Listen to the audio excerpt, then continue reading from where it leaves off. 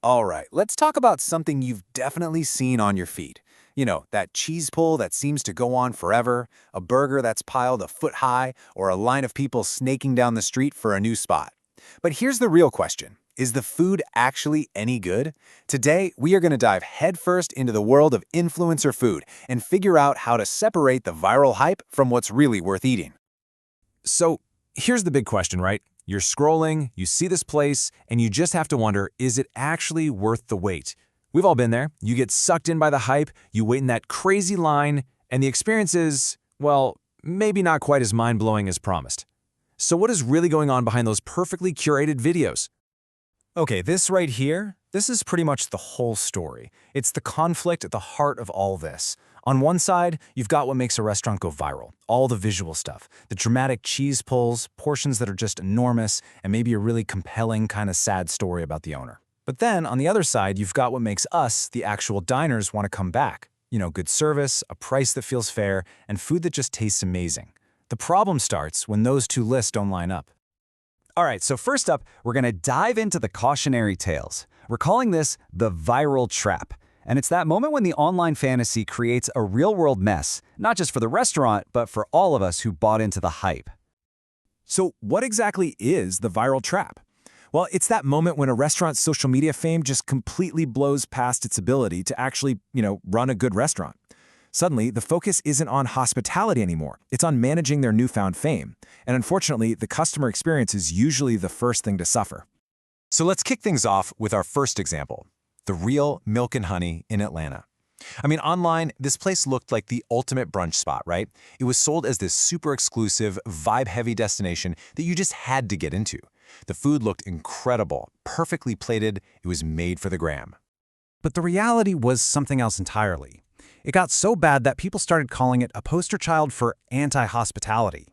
When the food critic Keith Lee tried to go, he was hit with this laundry list of weird, arbitrary rules, like no takeout orders or closing down for a deep clean while customers were still inside eating.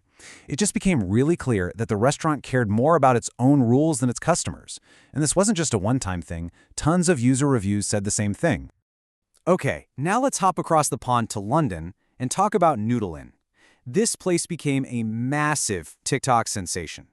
Videos were everywhere showing these huge, endless lines of people all waiting for what was supposed to be these life-altering noodles from a hidden gem. It had all the signs of being one of those authentic, you-gotta-try-it spots. But then a food critic, Grace Dent, went, and her take on it is just perfect. She called it a military operation. You don't go there to dine, you go there to be processed. You queue up, you order, you pay, and you get out. The noodles, they were fine. But the experience was totally rushed and just functional. The hype promised a life-altering experience, but the reality was just a quick transaction. And now for what might be the biggest, most dramatic example of the viral trap, Turkey Leg Hut in Houston. I mean, just look at that thing. It is pure food porn. A giant, smoky turkey leg just overflowing with mac and cheese. Visually, it was an absolute monster, totally designed to make you stop scrolling. And boy, did it work. It just exploded everywhere online. And this timeline? Wow. It shows you the whole rise and fall, play by play. It starts in 2020 with total viral fame, lines for days. But fast forward to 2023, and the wheels are already starting to come off. Reviews are flooding in about chaotic service and more of those weird rules. By 2024, it's actual lawsuits from vendors who say they were never paid. And then, in 2025, the whole thing comes crashing down. Bankruptcy.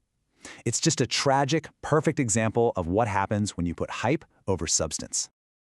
Okay, but it's not all bad news, I promise. Sometimes the hype is real. Social media can actually be a force for good, shining a spotlight on genuinely amazing places that really deserve the attention. Let me introduce you to Frankincense Pizzeria in Vegas. This was the before. A classic family-run spot, really struggling, months behind on rent with a totally empty dining room. This is exactly the kind of place that, sadly, often just fades away.